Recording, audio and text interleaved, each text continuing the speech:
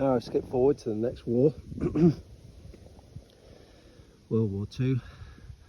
The outset, Poland was an independent country again, and as we know, the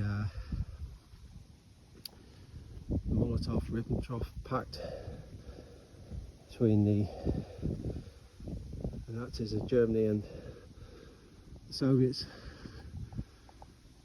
again inspired to partition Poland, and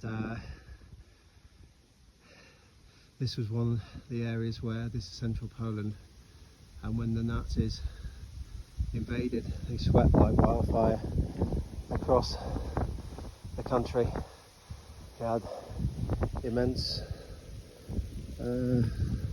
power in the form of the Luftwaffe and the Panzer divisions, and this is a local sort of hill point where the Poles tried to organise some resistance. And I'll try to show you some of the landscape.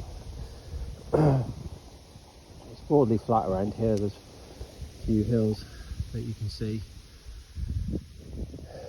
Give you advantage of holding this as a military position, as you can see the enemy coming, but there's only so much you can do if they're coming at you with powerful tank divisions and very powerful air force as well.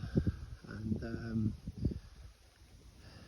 the Poles hung out for as long as they could, and this is a memorial to those efforts. That is another myth in some ways.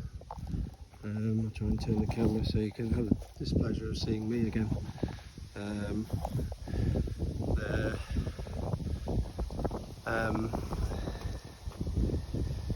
There's a myth in some ways that there was this great alliance between Poland and Britain. Actually, you're better off looking at the flowers, they're quite beautiful.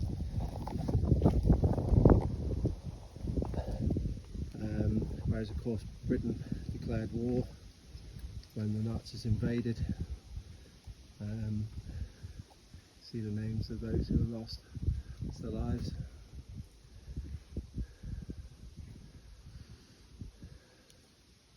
And the key military figures.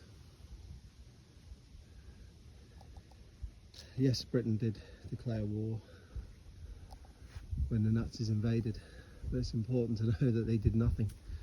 They didn't lift a finger to help, and really the war, from Britain's perspective, didn't begin in earnest for some time afterwards. And this alliance was very, very one-sided, because Polish served with the British in the Battle of Britain, and the Polish warships also joined and helped the Royal Navy. It's a famous one that's currently on display in Gdynia. So if you were to go to Gdansk and took a short train ride to Gdynia and headed down to the front, you would see a famous Polish warship which assisted the Royal Navy in their efforts. And of course, after the war, bearing in mind, well, these parts here that we're looking at, that were liberated by the Red Army. The Russians liberated this area, and after the war, Poland was traded away to Stalin at Potsdam and then Yalta. So it was never a true alliance from the perspective of the Poles. It was very one-sided. And Britain in many ways was quite a fair weather friend and took more than it ever gave. But also ironic in our current position with the Russians that we can't fail to recognise that the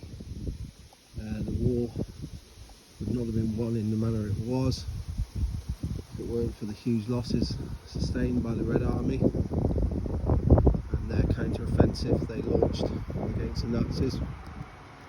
And also, even in the First World War, the cemetery that I showed you with the memorial to the Russian division at the front, even. Of course, the Russians left the war in effectively 1917, but officially 1918 after the Bolsheviks took over. But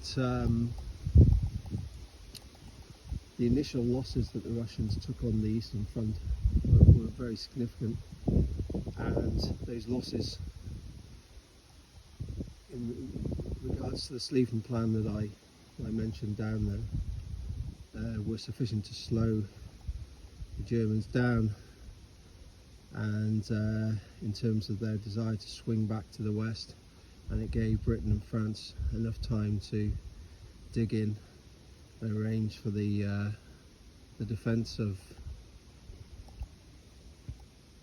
Paris. And had the Russians not sustained those losses and fought, they took huge losses. Perhaps to put a lot of criticism in the way that they were organised, but had those lives not been lost and those battles not fought early on the Eastern Front, and it's quite possible Paris would not have been saved.